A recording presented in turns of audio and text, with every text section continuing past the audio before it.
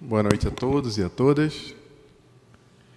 Sempre coloco minha leiturinha aqui para não esquecer de nenhum tópico que a gente vai abordar. Alguém aqui estava no domingo, aqui na casa, ou não? Não, né? Porque no domingo eu fiz a palestra e aí tem alguns pontos que a gente vai tocar também que são semelhantes, porque isso faz parte do guarda-chuva do mesmo capítulo que Bem-aventurados os aflitos, que é o mesmo texto do Evangelho que ancora essas conversas. A felicidade não é deste mundo, e agora os tormentos voluntários, ou a análise também das desgraças dos tormentos voluntários. Primeiramente, nós vivemos hoje uma sociedade muito mais complexa do que a sociedade de 30, 50, 100 anos. A complexidade é muito maior. Essa complexidade também, esse repertório de coisas que se apresentam para o ser humano, também nos desafia a interpretar a felicidade de uma forma um pouco diferente. Nós nunca fomos capazes de comparar tanto a nossa vida como somos capazes atualmente. A escalada da oportunidade digital, ou de tudo que é visto nas redes sociais, ou na internet como um todo, nos desafia também no potencial de observação que nós fazemos na vida do vizinho, ou, para ser um pouco mais direto, abre janelas e essas janelas são capazes que fazem com que nós possamos ver como está andando a vida do outro e comparando essa vida com a nossa própria vida. O que é que isso tem a ver com felicidade? Absolutamente tudo. Porque felicidade também é um parâmetro. Felicidade não é só uma maneira como você se sente, como você interpreta as alegrias que você tem no dia a dia. A felicidade também é um comparativo com a régua, que é a régua de observar aquilo que você entende como uma vida feliz, e a partir daquelas vidas felizes que você interpreta como tal, você se considera miserável ou não. A gente pode chamar isso de inveja, a gente pode chamar isso de motivação, a gente pode chamar isso de uma simples observação ou julgamento da vida dos outros. Isso vai depender muito do estado emocional que nós estamos utilizando para fazer essas interpretações. Eu gosto muito, antes de olhar e observar o Evangelho, de observar também o que a filosofia fala sobre algumas questões. Simplesmente porque o Espiritismo, que é filosofia e religião ao mesmo tempo, nos proporciona um entendimento um pouco diferente das coisas da Terra e das grandes questões que são estudadas na humanidade, observadas pela humanidade, ou que são historicamente avaliadas pela nossa raça humana. E Immanuel Kant, ele faz uma observação em relação à filosofia e diz que, via de regra, a felicidade é observada por nós como um indicador de satisfação pessoal para a nossa vida. Isso não é problema algum. O problema é quando esse indicador, ou quando essa observação, ou quando o parâmetro de felicidade para a gente é um catalisador ou um influenciador para que a nossa régua moral ou a nossa atividade moral seja corrompida. O que Kant fala está logo em seguida do que o Evangelho, segundo o Espiritismo, fala na interpretação da felicidade, da aflição ou do infortúnio. Fala de uma felicidade que está, via de regra, impressionada na nossa mente e no nosso coração pela forma como nós lidamos com o dia a dia em observação às questões materiais. É tanto que quando o Evangelho fala bem-aventurados os aflitos que serão consolados, bem-aventurados os que choram, porque serão consolados.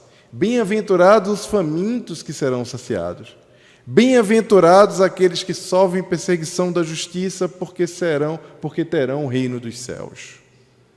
A grande questão é que as pessoas não são bem-aventuradas porque sofrem, porque choram, porque são perseguidas pela justiça ou são injustiçadas, ou perseguidas injustamente por quem quer que seja, ou ninguém é afortunado porque passa fome. Se a gente parar para pensar que a pessoa é bem-aventurada porque está com fome, e a gente colocar isso na cabeça dessa forma, a gente faz uma distorção da interpretação do Evangelho. O faminto é bem-aventurado porque ele será saciado, e não porque ele é faminto.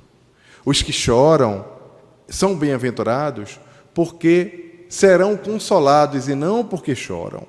E é importante essa interpretação do Evangelho para que toda vez que nós estivermos em contato com as pessoas que estão por alguma razão sofrendo, passando por algum tipo de infortúnio, e isso qualquer um de nós que estamos aqui poderemos estar experimentando, inclusive agora, no momento que nós estamos aqui, e a gente precisa observar para quando a gente for aconselhar, for evangelizar, for levar a palavra do Cristo ou um conforto, a gente não caia no erro de falar que não, tem paciência, porque você está com fome, mas você será saciado no reino dos céus ou na espiritualidade.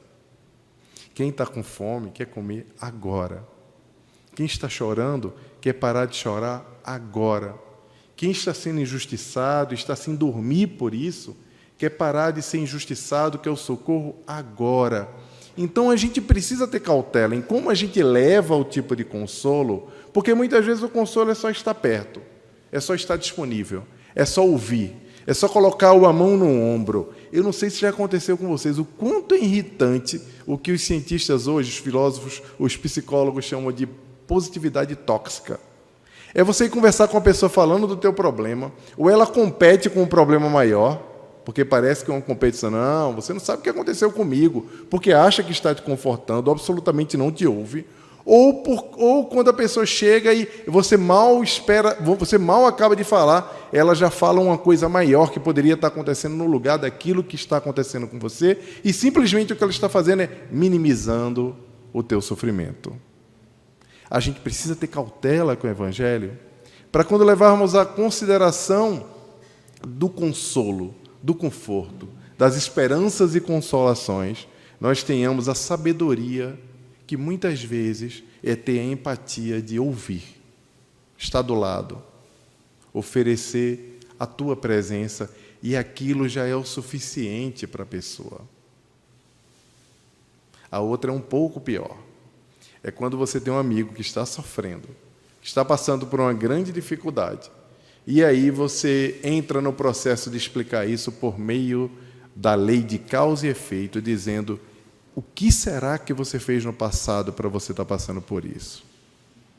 Quando uma pessoa está tentando ter filhos, como o caso de um colega que ele tentou, ao longo de 8 anos, ter filhos com a esposa, e fez todo tipo de metodologia que vocês possam imaginar, todas as coisas que quem já tentou ter filho aqui testou, menos o aplicativo que não existia na época, aquele aplicativo que fala quando você está ovulando ou não está ovulando. Vocês devem saber do que eu estou falando, é uma loucura aquilo ali, porque aquilo parece que faz o contrário, porque quando você se desobriga das coisas, parecem que tudo flui. Mas esse amigo, ele passou 8 anos tentando ter um filho, o filho passou 6 anos recebendo todo o cuidado do mundo, todo o amor do mundo, todo o cuidado que alguém passou tanto tempo tentando reproduzir, ter uma criança dentro de casa poderia ter, às vezes até exagerado, porque quando você quer muito e depois você valoriza mais ainda aquela situação, e 6 anos depois a criança desencarnou na praia, afogada. Todo o caos familiar foi instalado por conta disso. Primeiro porque marido e mulher começaram a se culpar por conta daquela questão. A família estava absolutamente destruída. E a partir daquilo ali, eu vi um aconselhamento próximo a mim, a pessoa tentando fazer a interpretação pelas leis da reencarnação para aquela situação. E eu vi como aquilo era cruel, o quanto aquilo era duro, o quanto aquela interpretação não era factível e não fazia qualquer questão. E por essa razão nós precisamos ter muita bondade para fazer as devidas explicações utilizando o Evangelho, porque o Evangelho, o conhecimento da realidade da lei de causa e efeito, não pode ser utilizado para ferir, para magoar as pessoas.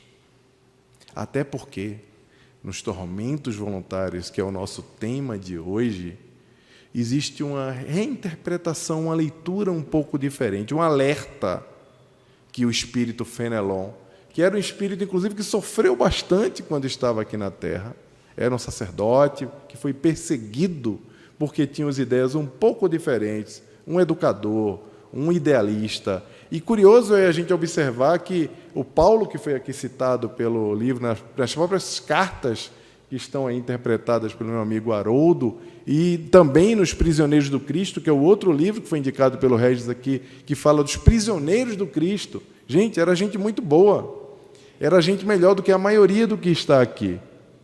Pode ser que tenha alguém aqui maior do que Paulo de Tarso, não estou querendo julgar ninguém, mas eram espíritos extremamente evoluídos e missionários do Cristo para a consolidação do cristianismo.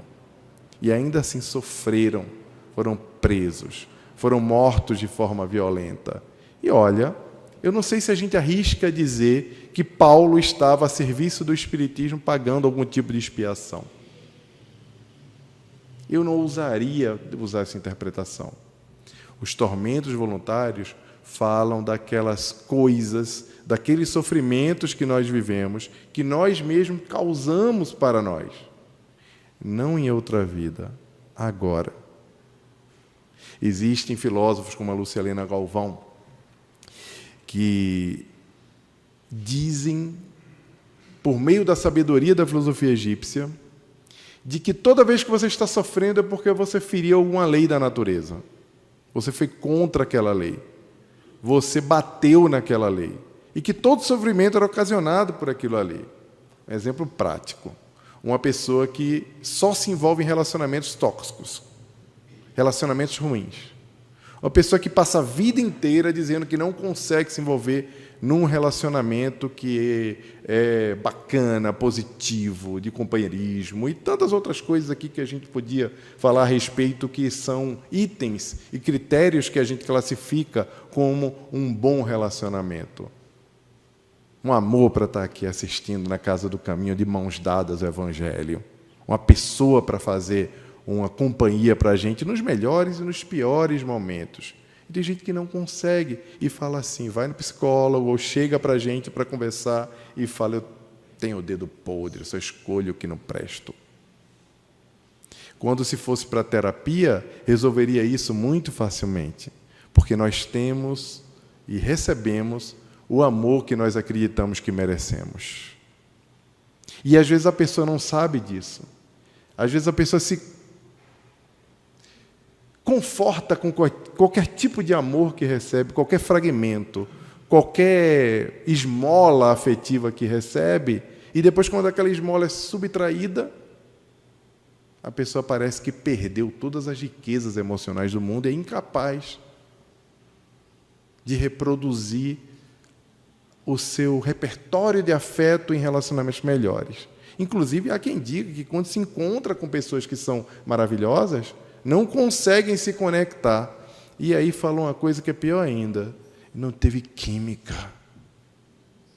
E eu acredito quando diz que não teve química, porque a química mental, a química espiritual, a vibração que Emmanuel fala sobre aquela comunhão e aquela troca que nós temos, que ele fala no Pensamento e Vida, sobre as coisas que estão ao nosso redor, ou ele mesmo, quando fala que a mente é o espelho da vida em toda parte, quando a gente só observa e só enxerga aquilo que está dentro de nós, talvez estejamos falando numa química mesmo, mas uma química atrasada, uma química que não observa o amor, uma química que não observa que nós podemos estar entre os que nos são afins, entre os que fazem bem a gente, entre os que somam com a nossa vida, mas, por alguma razão, por processos complexos de traumas e de régua de que nós aceitamos o amor que nós recebemos, nós aceitamos o amor que nós acreditamos que merecemos ter.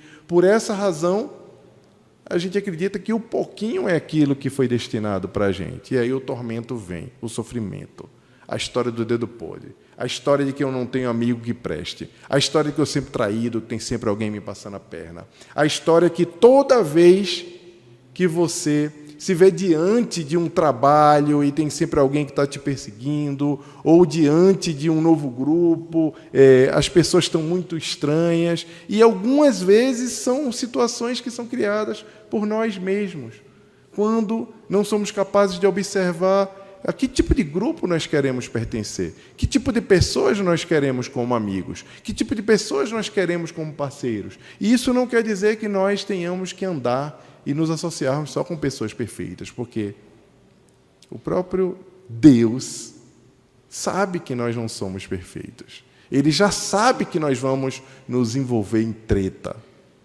É um mundo de provas e expiações. O que a gente não pode é acreditar que as coisas que estão acontecendo agora são provenientes sempre da lei da reencarnação. E é uma hora boa para a gente separar nos princípios da doutrina espírita o que é a lei de reencarnação e o que é a lei de causa e efeito. Ambas pertencem ao mesmo repertório da lei de amor, da lei natural, da justiça divina e como ela opera, mas uma reage automaticamente, imediatamente às nossas ações, e a outra é perene. Os tormentos voluntários, coisas que nós criamos pela nossa cabeça, pelo nosso julgamento, se vocês observarem, parte do nosso sofrimento é porque nós aceitamos o lixo mental e emocional do outro e colocamos para a nossa vida como se aquilo ali fosse um projétil, uma agressão. É como se a gente saísse pela rua coletando lixo e colocando no bolso, e esquecendo de desprezar. Não é porque nós somos ambientalistas, é porque nós somos lixeiros do lixo emocional dos outros. E levamos isso para casa e deitamos com aquilo, tomamos banho com aquilo, guardamos a roupa suja com aquilo. E depois nos defrontamos com aquele mau cheiro, aquele peso que não nos pertence. Tem uma série muito bonitinha chamada Ted Lasso, uma série que está na Apple Plus. É engraçado observar aquela série, é uma série bem leve, porque você vê que ele não se contamina em momento algum com o lixo dos outros. É um grande aprendizado. Porque o tempo todo, a rotina, alguém vai tentar te ferir, te colocar algum lixo para coletar, colocar uma coisa no teu bolso, um peso na tua mochila, fazer alguma coisa para te desequilibrar. E uma das grandes tarefas da gente, e uma das tarefas que o Evangelho nos proporciona a compreender e a lidar com ela, é saber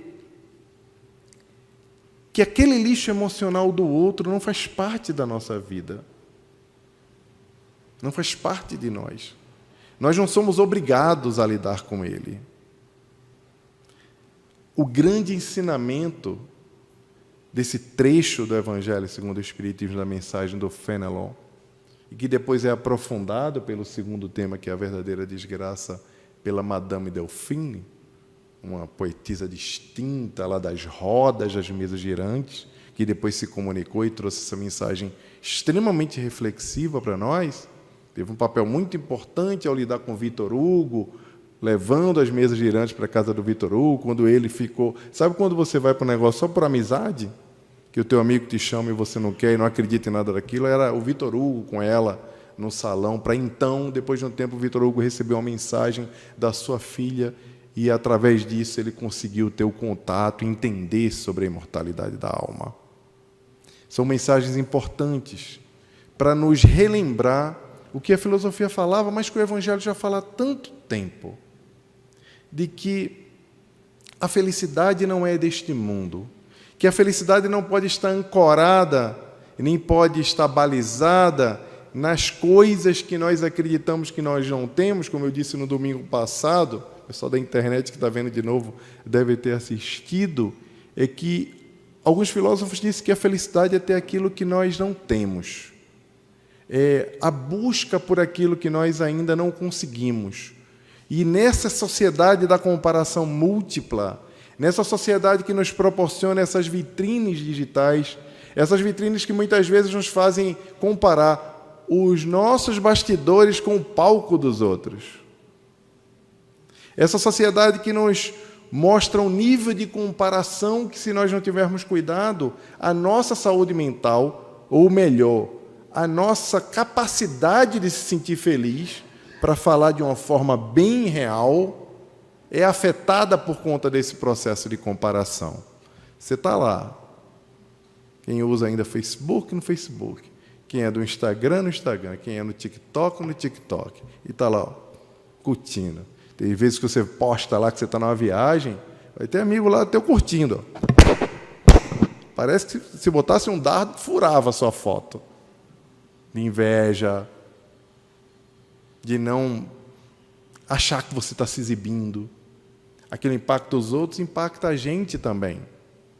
Eu estou trazendo essa reflexão digital para o Evangelho hoje para nos alertar de que, diante de um mundo tão multidiverso com essas possibilidades, nós precisamos colocar o nosso coração no devido lugar e entender que somos felizes porque compreendemos que o Evangelho, a compreensão também da vida após a morte, o entendimento de que as coisas aqui são perenes e são de passagem, nos proporciona um tipo de felicidade diferente de quem não observa tudo isso. Nos proporciona uma felicidade que é uma felicidade de quem tem a esperança de que tudo que nós passamos aqui são coisas e vivências temporárias. E olha, gente, isso não é nada de fácil. Primeiro porque, via de regra, quando nós estamos felizes, nós esquecemos de Deus. Quando nós estamos passando por dificuldade, nós automaticamente lembramos de Deus. E esse é um grande problema, porque nós também depositamos a nossa fé num processo de recompensas, como se Deus estivesse o tempo todo recompensando o nosso esforço. Imagina Deus, que tinha Paulo de Tarso ali em missão de levar o Evangelho para os gentios, se ele dissesse para Paulo, ou prometesse para Paulo, que Paulo não ia sofrer, não ia passar por nada do que ele passou. Eu entendo que a dor muitas vezes é pedagógica. Eu sei que algumas vezes nós saímos muito maiores depois de um processo de sofrimento. Quantos de nós não passamos por um momento de muita dor e depois desse momento de dor entendemos como agir melhor e a partir dali nos tornamos pessoas muito melhores, enxergando o mundo de uma forma muito melhor. E existem vários e vários exemplos de redenção a partir da dor. Mas nós não precisamos provocar dores para poder aprender sobre a nossa vida. Essa é a mensagem do Evangelho. A mensagem sobre os tormentos, as aflições, as infelicidades. O lembrete de que, vez ou outra, nós estaremos sendo visitados pela dor, pela infelicidade, pela falta de alegria, pelo infortúnio. Já deu para perceber que a vida não é só feita de alegrias, mas inteiros ou despedaçados, com o coração grande ou com o coração apertado. Nós saberemos que Deus está do nosso lado, que a espiritualidade amiga nos ampara. E temos exemplos no Evangelho, exemplos no mundo de biografias ou de pessoas que conosco convivem, que são capazes de nos influenciar. E, obviamente, essa doutrina maravilhosa que todos abraçamos, a nos lembrar que tudo passa, de que logo adiante nós voltaremos a sorrir. Então, que Deus abençoe grandemente vocês, as suas famílias, e que possamos colocar o Evangelho dentro do nosso coração, ocupando todo esse espaço de comparação. Porque enquanto a internet leva esse nível de comparação e esse lixo, muitas vezes, e coloca no nosso bolso, na nossa mochila, o Evangelho está aí para nos abençoar, nos libertar nos transformar em pessoas mais leves. Agora nós precisamos também esticar a nossa mão para poder recebermos essa bênção. Então, que Jesus abençoe vocês, também o pessoal que está online nos assistindo, seja hoje ou em algum outro dia, que lembre que o Evangelho é esse frescor que vem para a nossa alma e que está escrito, está entregue. Cabe a nós só usufruirmos dessa mensagem maravilhosa. Muita paz e que assim seja.